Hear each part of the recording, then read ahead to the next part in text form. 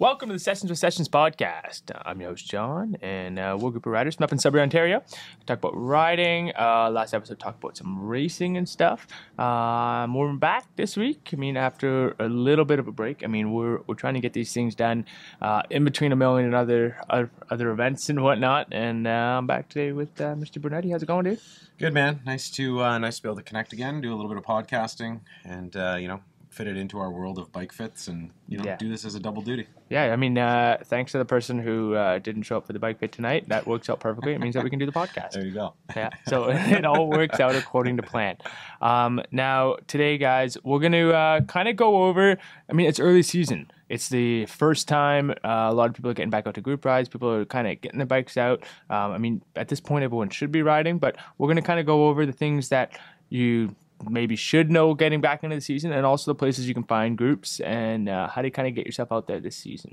Brunetti, have you been riding this season? Yeah, I've especially for us, like we mentioned in the last podcast, Paris to Ancaster is something that we've been working on. So did a fair amount of off-season training, and as soon as the snow was gone, we were again just getting ready for the race.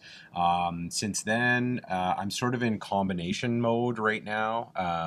Just getting ready, like still doing a fair amount of in-season training just in the mornings, because I find it still a little bit too cold to be outside all the time, and then trying to do get out for gravel rides and things like that. For me, the shoulder seasons are really like gravel and mountain. So I've been getting out a fair bit, doing a fair amount of gravel biking.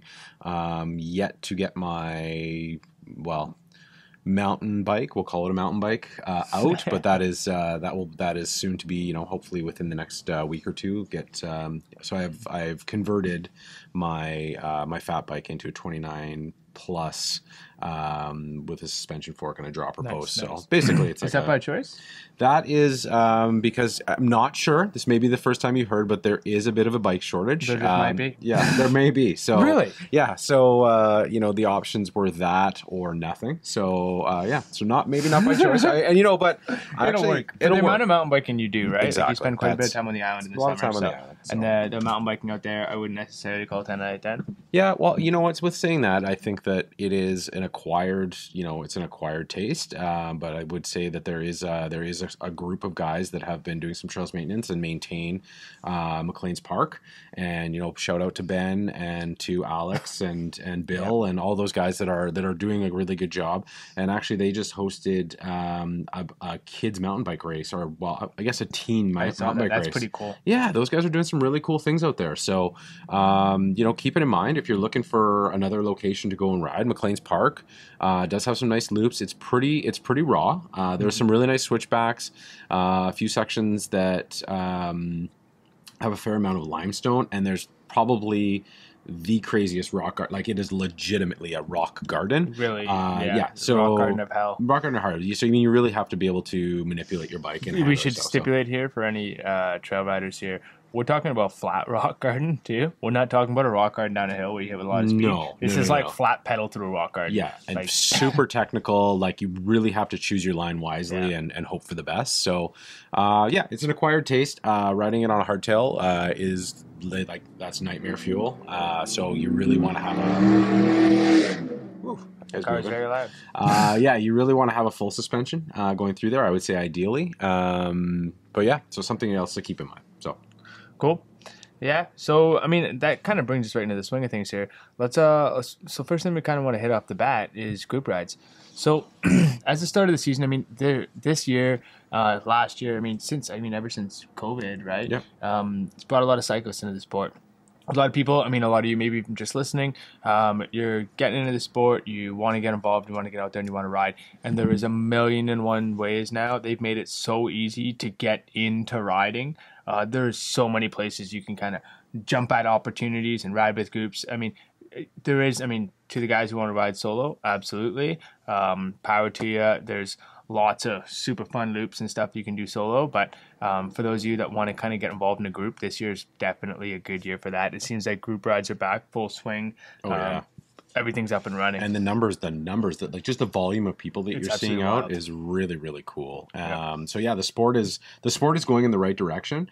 Sudbury has a lot of really cool options, regardless of what kind of riding you do. There's groups that are going, almost every night of the week right now. Really, like every day of the week, you can find a group that's going to be out doing something. Absolutely. So what have you've been doing actually quite a bit of We've been doing a lot of group rides.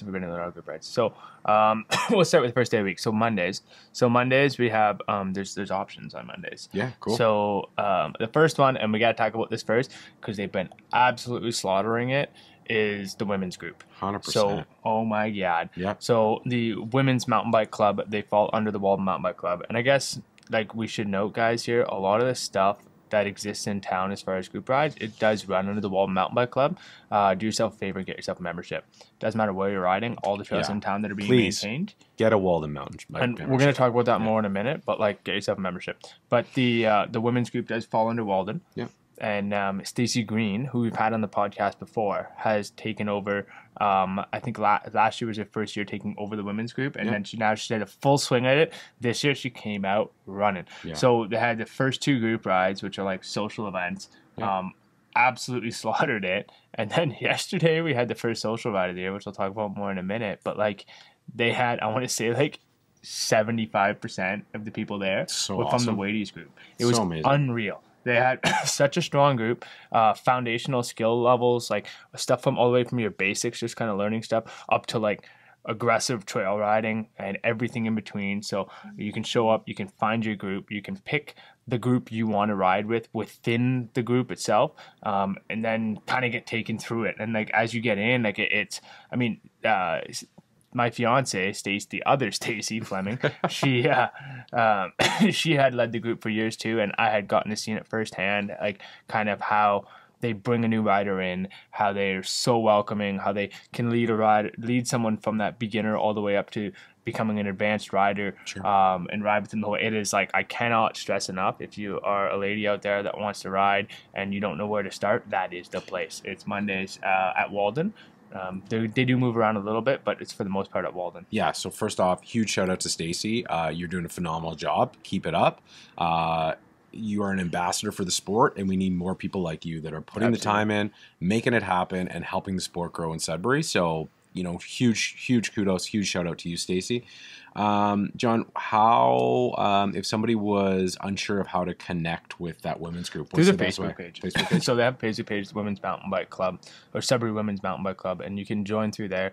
It's just like an open group. Once you join, you can see the posts that they're making, and they'll post a ride every week. And for the next little bit, I can imagine, I don't want to speak for them, but they will be at Walden now that Walden's all open. Sure. Which I'll talk about in a minute. But like the before they had moved around a bit, and I know they like to do like a surprise ride here and there to kind of keep it spicy. But if you look for it at Walden, and it's every single Monday, that's the place. Cool. So they're doing Mountain Bike Mondays. Mountain Bike Mondays. Okay. What do you got going on Mondays? We've got the Sessions Gravel Group ride. Oh, sick. So not to compete with the ladies' ride. So that is the number one ride to be at. We are the B group. We are the gravel group. We're the leftovers. Whatever's left. Yeah, exactly. Exactly. So we're doing a very, I would say, intermediate level gravel ride, usually averaging about 20k an hour, and that's an average speed. So obviously, like, we get some sections you're going a little quicker, and then other sections we're going a little slower. I can say we average about a dozen or so people, maybe a little more, coming out to these rides. Nice.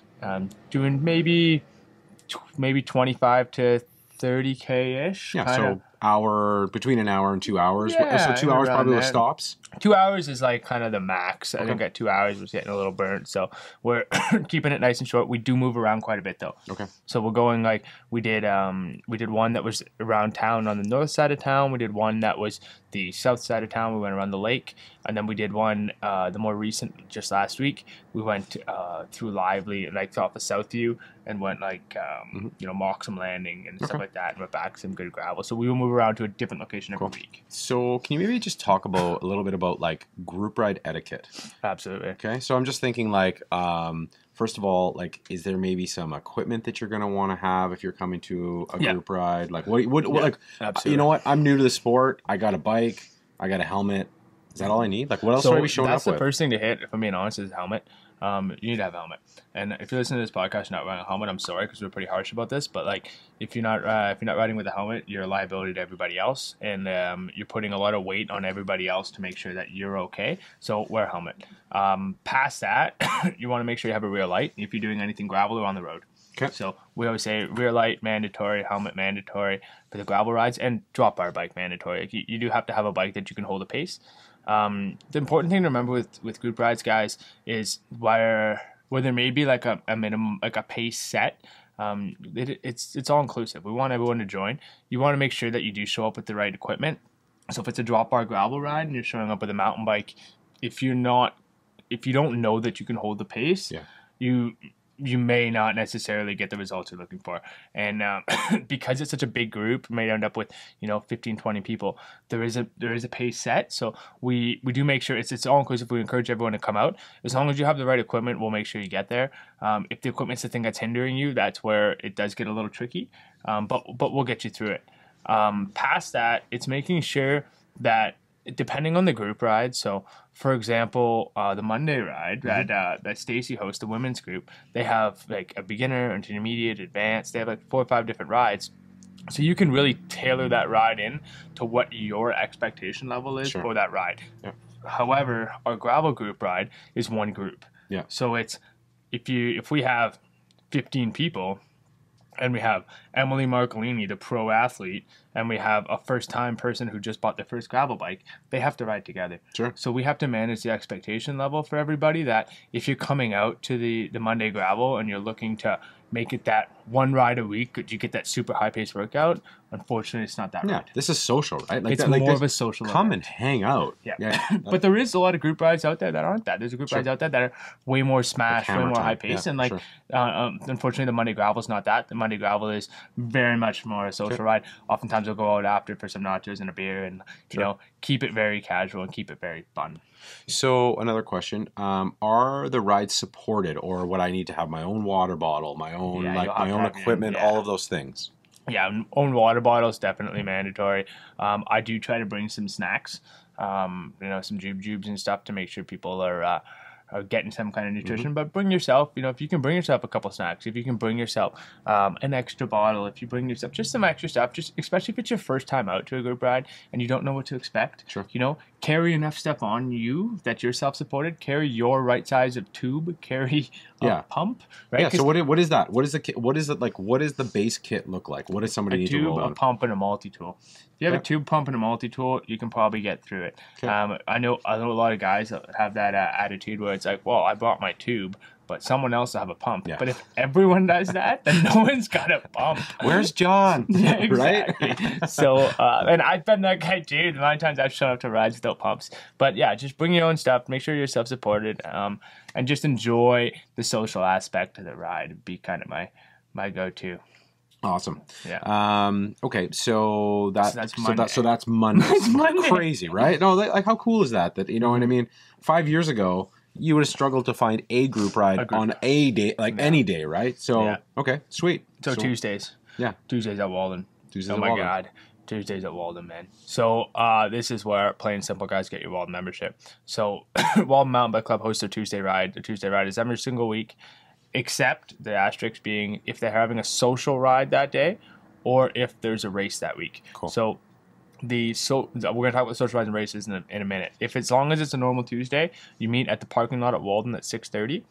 They divide up similar way to the women's group does. You have a beginner, intermediate, and advanced. Okay. You ride in a reasonable group. And at this group, like you're not going to push beyond the pace of the ride leader, of course. But if you're an advanced rider and you want to, smash some laps in, and you go with the advanced or the pro group, they will be going at that pace.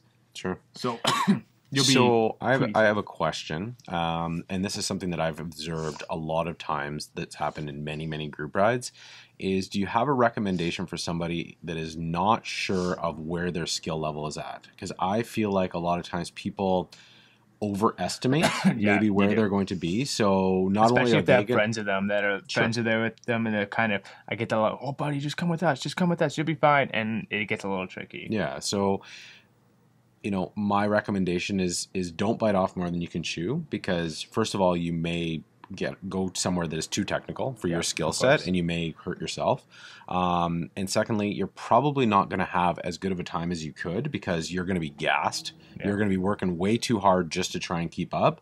And I find the more tired you get, the more likely you are to injure yourself, right? Like that's when you're like, when you get tired and you get sloppy, and that's when injuries are happening. So I would really, really recommend, like, even if it's just for your first one, like, if you think you're in advanced, maybe just try the intermediate. And if you think you're an intermediate, right? You know what I mean?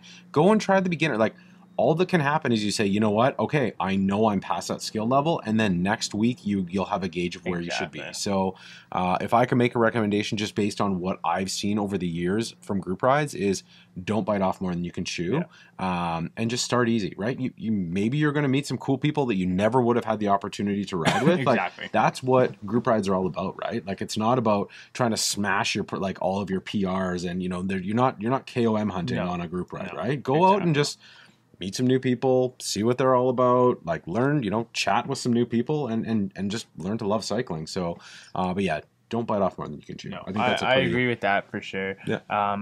If you have buddies who have gone previously, figuring out kind of what groups they're riding in so you can get kind of an idea. Overall, I think Walden's reasonably safe. There is enough terrain there that there's places for you to branch off, and also there's I feel like at Walden, like if there's some places in town where if you end up in an advanced ride where you're maybe a little more intermediate, you can get like drastically hurt. Sure. But at Walden, at least there's a lot of safe ride arounds and stuff. The trails are well designed. So show up, guys. Show up a little early. Make sure you get yourself organized. Make sure you have time to find your group, and then ride and come out every week. They do a social ride. They do them once a month. Okay. This is like a total different beast. The social rides, you'll have anywhere from 40 to 80 people coming out, and they go to a different place every week. So last week we did it from Aisle 9 Burgers off Falconbridge Road. It was unbelievably well organized. It was a really, really good time. The next one we're going to see, I think the next one's actually at Kiwi. So we're going to go to Kiwi, and then we're going to ride. There'll be a beginner, intermediate, advanced, and ride. And then afterwards, they're going for a drink, likely at some pub down. I don't want to say exactly where, but some pub in the South End. Everyone meets up there for some prizes, some beers, some nachos, that kind of stuff. And it is very much a social ride, but it's a good place to get kind of a tour around trails that you don't normally ride. Yeah. So I couldn't agree more. The social rides are like a highlight, like for anybody that's ever been that's ever participated in one. They are super fun, and then the activities afterward, like as much as the ride is awesome, just like the hangout afterwards is like next level. So the beers are always cold. The beer's always cold. It's good people, like-minded people that are into cycling. If there's things you're not sure of, it's a great way. That's a good opportunity to ask a bunch of people different questions, find out tips and tricks. Like everyone's there loves cycling, and you're typically just talking about cycling or cycling related things. The other piece I wanted to ask you for the Walden group rides, just in general, is there a minimum amount of bike, or what kind of bike would you need to go to those events? It's a mountain bike, honestly. As long as you have a mountain bike, you'll be fine. You showing up with the gravel bike's not really recommended, and showing up with a hybrid's not really where you want to be. As long as you're on a mountain bike with some wider, like 2-inch wide tires, if you're on even an older 26er, or that's totally fine. You should just make sure you gauge kind of what you're doing. The riding at Walden is typical Sudbury riding. It is chunky stuff. So if you're on, a hardtail, your first time back out on your bike, and 15 years on your old bike, maybe start at the beginner level just so you can see kind of not necessarily what you can take because you might be able to do it, but what your bike can take because the trails have advanced quite a bit as well. So, and if somebody has been off their bike for that amount of time, do you recommend that they bring it into a shop and just have somebody give it a once over? Yeah, make sure your brakes work. Sure, right? Yeah. Make sure your brakes work. Make sure your tires are inflated. Make sure your tires are not like cracked and falling apart. Yeah, we see that all the time. I mean, we had a social ride. It was so funny. We had a social ride behind Nickeldale, and we had a blast. Me and Todd took a bunch out, and I knew there was a bunch of guys coming that were friends of mine, and they had some older bikes, and they hadn't been on the bike in quite a while. Yeah. So I packed a couple tubes because I know we're gonna get some flats, and I brought 3 26er tubes.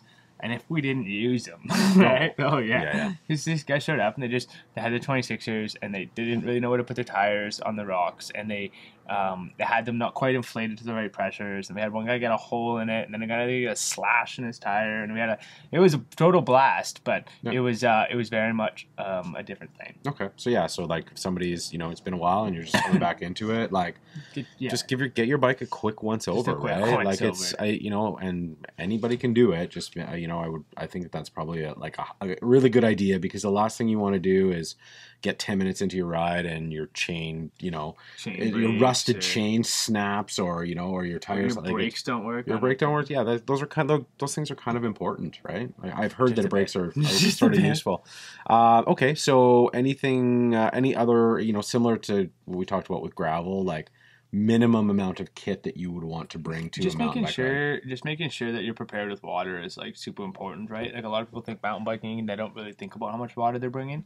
Bring some water, and it's not the worst idea to pack yourself a couple candies or something. Pack yourself something to eat if you start really feeling it. The nice thing about at Walden is there's a lot of stopping, talking, chatting, so there's a lot of opportunity to kind of catch your breath. But yeah, again, self-supported. So if you're on a 26er, bring a 26-inch tube. If you're on a 27, bring a 27. Same thing, 29. Like, make sure you have yourself a pump that works. Like, bug spray. Bug spray is not a bad idea. Bug spray is sunglasses from time to time when standing in the middle of a wall. So, and the last thing I think that would be really important are padded shorts. Padded shorts, super important. Yeah. So I think that people really undervalue what that's going to do for them.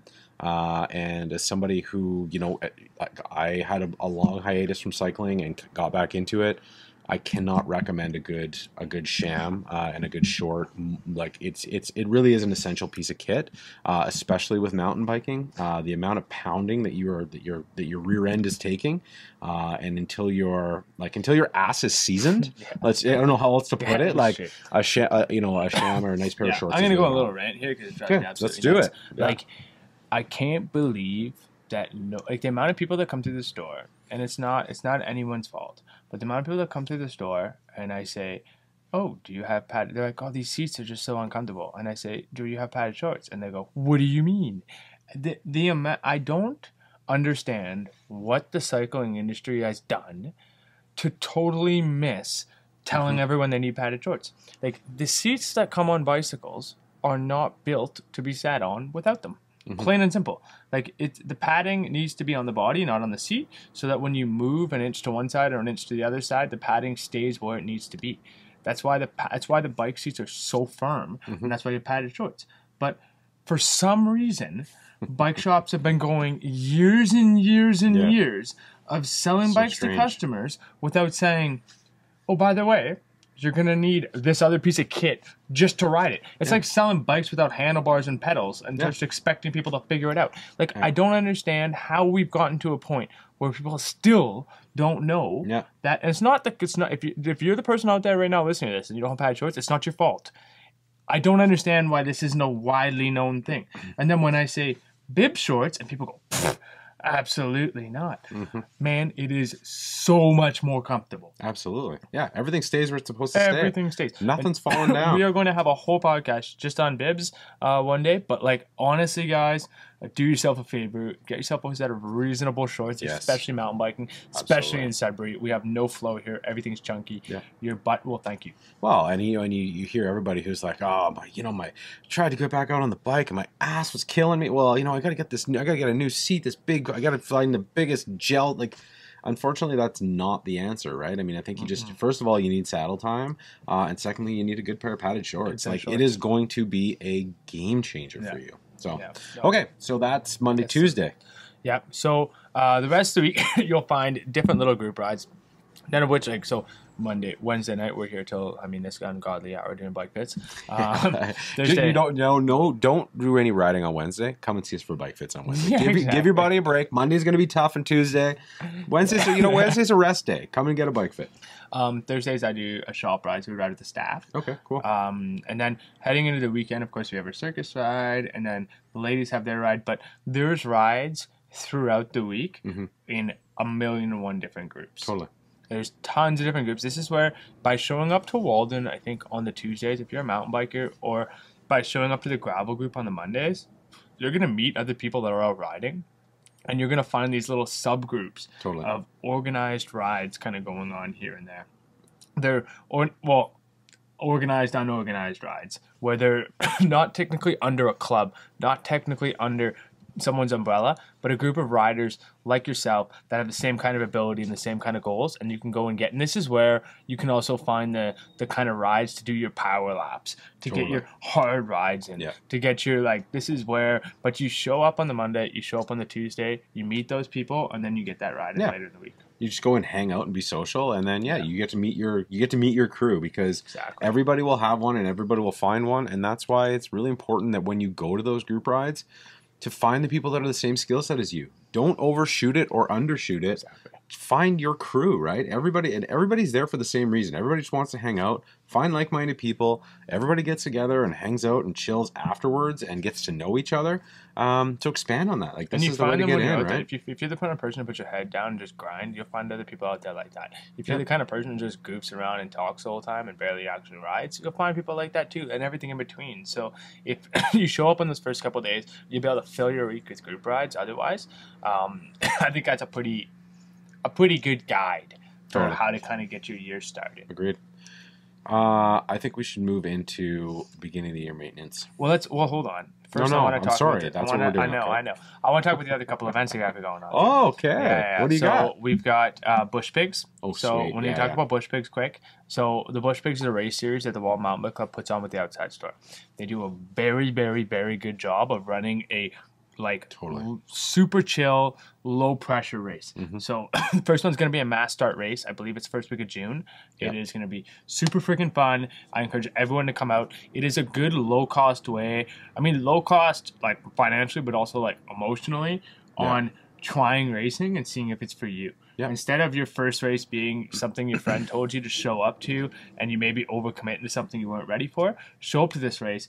Go out, have some fun. No one cares anyways. There's no prizes. No one. There's prizes just for random stuff, not for. It's strictly just about a good time. Everyone should show up. I completely agree. I did Bush Pigs for the first 2 years before I did any races, and it totally set me up for success. So they're not as long as you're going to see a typical race being, but it really gets you to understand the mindset, and you get to learn what kind of racer you're going to be. And because riding bikes and racing bikes are two very, very different things. And in order to be able to understand how to control your breathing and keeping yourself not to just blow yourself up in the first 5 minutes and then the Bush Pigs are amazing for that. It's such a good training tool, and you take the things that you're going to learn in a Bush Pig race, and you can use those in a larger rate. If you go somewhere and do an 8-hour or a 4-hour or whatever it looks like. So, and at no cost. No cost. You can show up with your friends and just go do the laps at a high pace. Try to have as much fun as you can. If you burn out, just chill. There's no one's holding you to anything. No. So just show up, come out, have fun. Have some high fives, and away we go. But it's still competitive. People are going. Oh, you can go and smash. Oh yeah. But at the same time, if you want it to be your first race, you don't have to go out thinking that it's going to be end all be all if I don't perform. No one cares. No, exactly. And also to note, they do different lengths too, right? It's not just everybody is going out and doing X amount.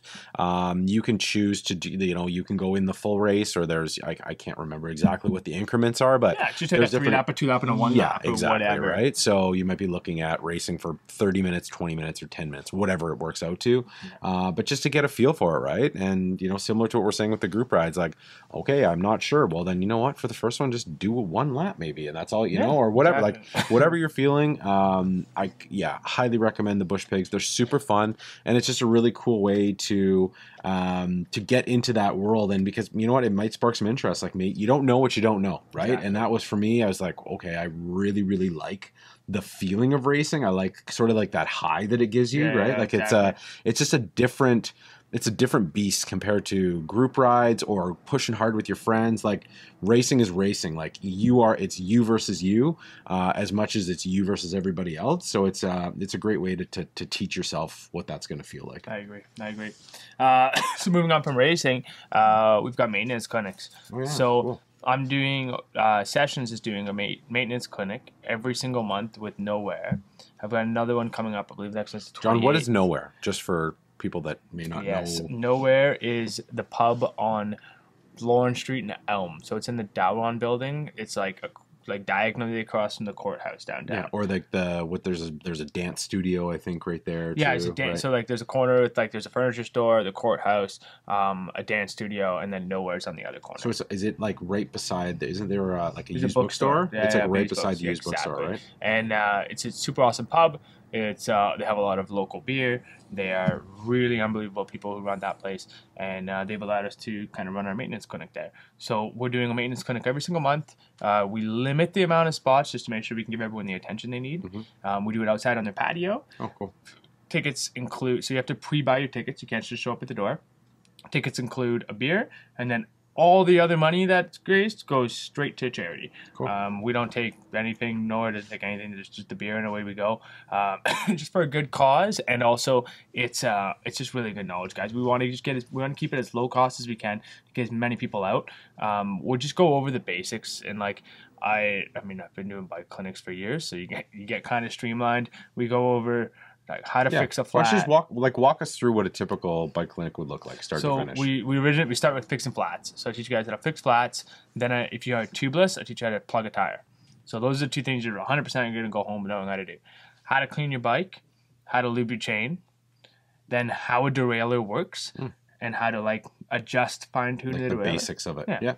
How to adjust brakes and the basics of brake adjusting, and then how to tighten bolts on your bike, and how to check your headset. Cool. It's kind of like my super streamlined. And then if we end up having time after, we dive into a little bit of chain stuff with like how to break a chain and mend a chain and stuff like that. But it ends up usually running about 2 hours. Okay.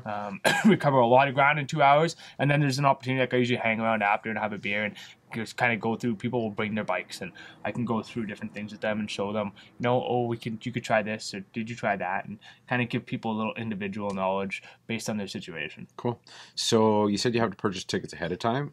How and where do you do that? So we have tickets here at Sessions, and then Nowhere has tickets as well. Okay.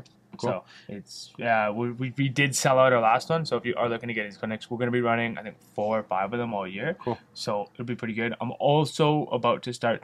We're looking to start doing a little bit of a different maintenance clinic as well. That's more specialized, where it's like just wheel touring or just suspension or just. But we're kind of in the midst of working that out.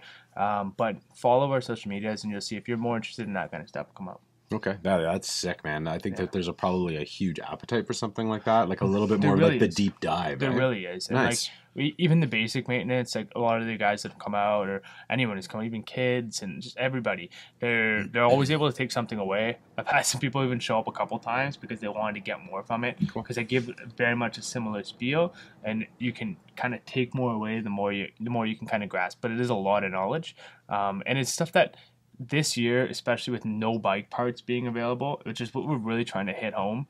It's really hard to get bike parts. It's really hard to get bikes. So any preventative maintenance you can do on your bike really goes a long way. Absolutely. Yeah, no, for sure. So that's a great segue since I kind of jumped the gun. Yeah.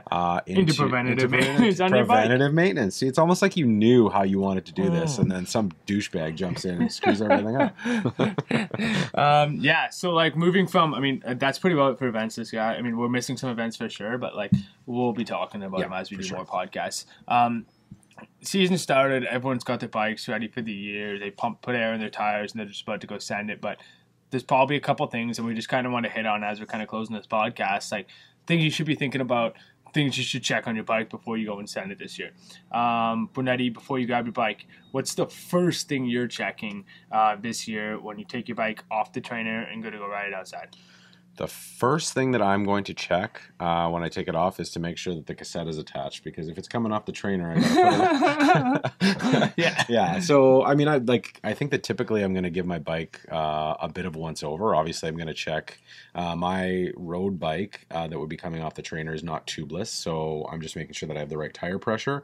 But when I take down my gravel bike or my mountain bike, I'm really going to make sure that I'm checking. Like obviously, I'm just going to put more sealant in, because again, I'm going to put more sealant in. That's huge, right? Yeah. Like so sealant itself, guys, and that's what goes into your tire if you're on a tubeless tire, only lasts about 3-4 months. So after the winter, all that sealant is hardened up. The best thing you can do is to take your tire off, clean it all out, put new sealant in, and close the tire up. Now, if you can't do that, you can't bring it to a shop to have it done. You can just unscrew the little valve on top of the, so if you press the valve, you take the core out, and you can dump sealant down the press the valve core. And if you can dump sealant down there, then at least you're kind of refreshing the sealant a bit, which will get you going for this spring. I have a question, John. Are you seeing a lot of bikes coming in with spoke nipples corroded? Like I heard not that really. Like that's only if your tape sucks. So if if you have a leak under, so the reason you would have spoke nipples corroded is because the sealant seeps under and then kind of gets on the spoke nipples and starts to corrode them. If your tape job is not done A+, then yeah. But ideally, if your tape job's done well, you're not getting sealant on the spoke nipples. And the way to know if your tape job's done well is because your tires are holding air. Yeah. Right? Because if it's sealed, you're obviously not getting any sealant in there. So with that being said, is there any sort of indicators that you're, other than the fact that your tire, I mean, because in all likelihood, most of your tires are going to be flat, but is there another indicator where you might be like, oh, okay, I should probably like take this off and get it checked? Like, is there anything else you can kind of tell? Just keep an eye on it. Just keep an eye on it? Yeah, just pump your tires up, see if they hold air, if they're holding air. If you start blowing spokes, then yeah, but like that's something I would be less concerned about, honestly. Just pump your tires up. If your tires, like it is normal, guys, like if you grab your tires and you're new to tubeless and you're like, why are these all deflated? Like that is normal. Yeah, like tubeless tires do deflate faster than a tube tire, and even though your Canadian Tire bike hanging right beside it might have air in the tire still, no, your tubeless bike won't. Like it will lose air, but just add sealant, pump it up, and see where you're at. Okay. Yeah, I just like I said, trying to think of what things that we would just want to people might want to watch out for. So yeah, so definitely gonna want to check my tires. I'm gonna want to check. Obviously check my drivetrain over, see how things are looking. I mean, if you just, rode it till the end of last year, it's your mountain bike, you didn't wash it, you just slapped it up in the garage now. I mean, ideally everyone listening to this podcast did clean their bike here in the fall, but there's, I mean, speaking for Evan, I'm also guilty of sometimes maybe not giving it the attention it needs at the end of the season. So making sure you give your drivetrain a good clean. I mean, the amount of bikes I've seen this year that people have stored in their shed that came in, they needed all new drivetrains. If that's the case, guys, you need to get yourself to a shop as soon as possible because there's not going to be chains all year. So you got to be top of the list. Get your drivetrain cleaned. Cleaning it, lubricating it properly with the proper lube. We're going to do a whole podcast just on lube, but we got to have Logan here for that. And then making sure lube master, the lube master, making sure the rest of the drivetrain looks, all hunky dory. Is definitely where you want to be. Cables too, right? Like making sure nothing's all corroded from sitting around all winter. Yeah.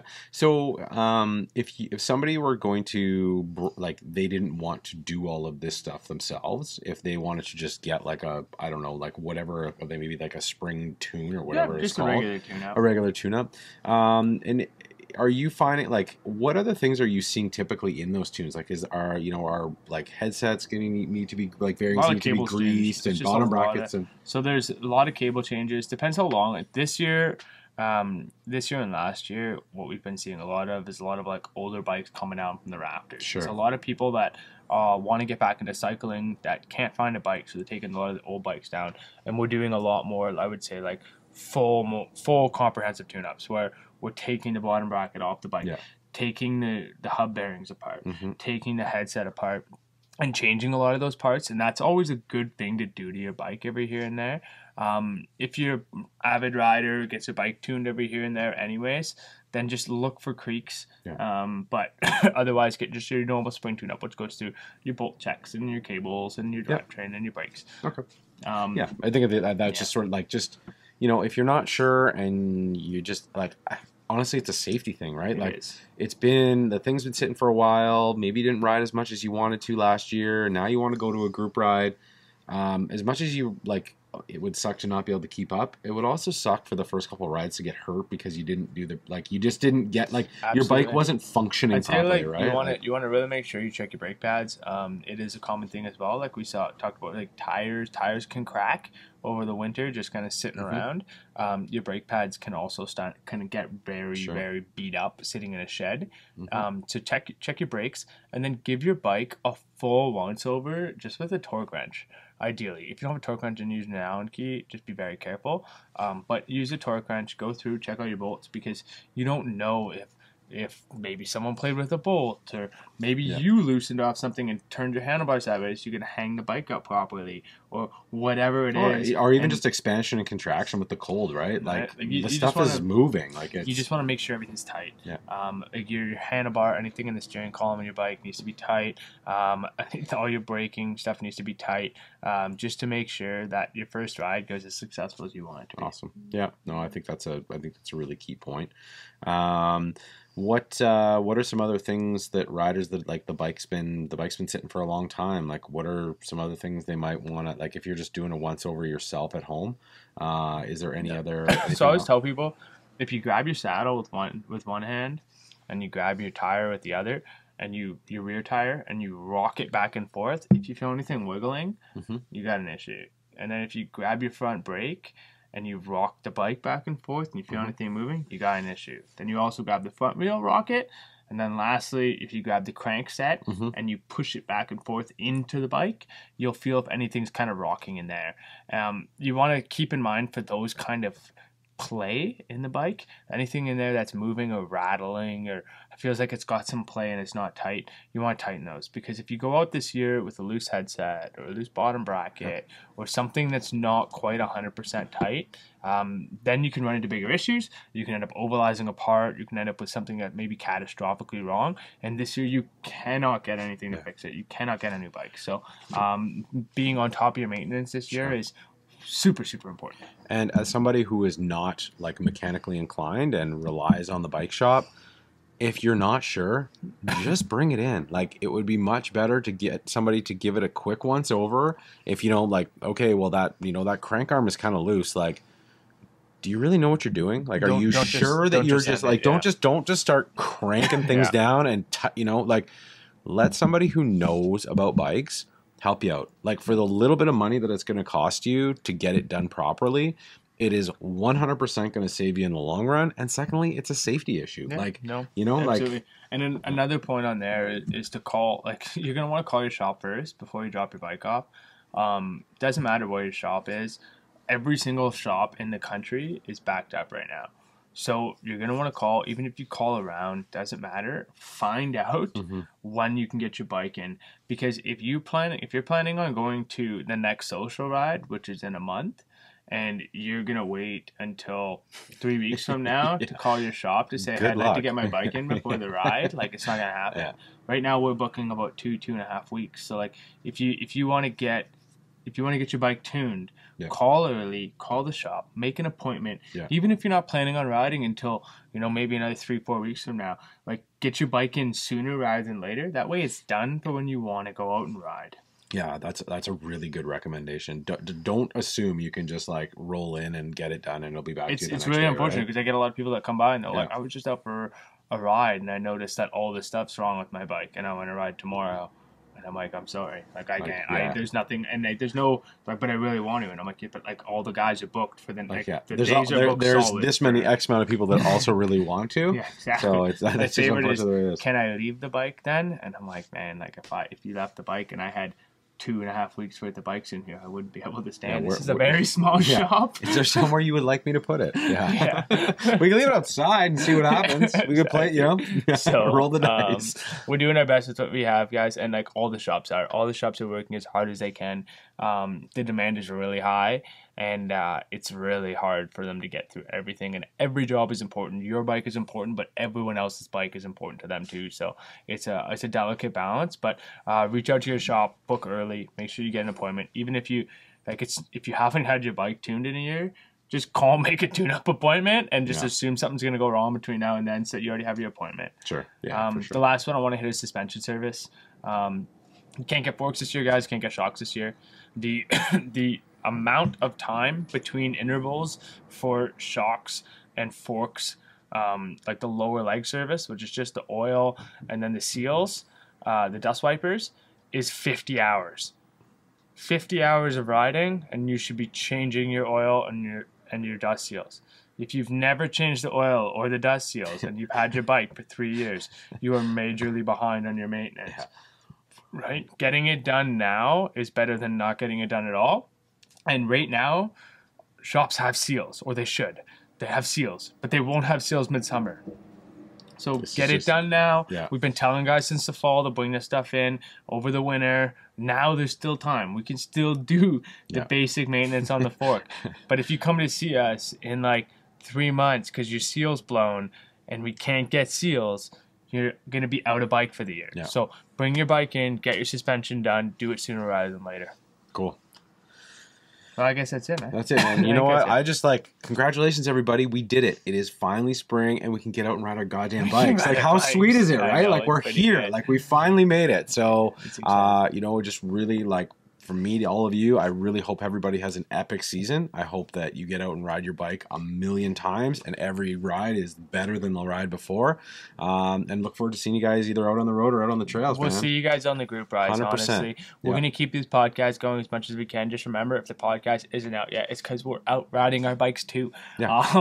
We're doing our best to make them happen, but there's only so many days in a week. So as long as people keep missing bike fit appointments, you'll keep having podcasts. Yeah, see, there you go. Oh, yeah, and if you're uncomfortable, we can make you comfortable. Come and see us. Come and hang out. It's fun. Okay, guys. Well, I guess make sure you guys like and subscribe. We did get this one back with the video. I mean, I'm hoping so. As I'm looking at that camera, I'm hoping it's on. Yeah, make sure you guys like and subscribe. This will be up on the YouTube as well. And I guess that's it from us over here, guys. Have fun out there. Cheers.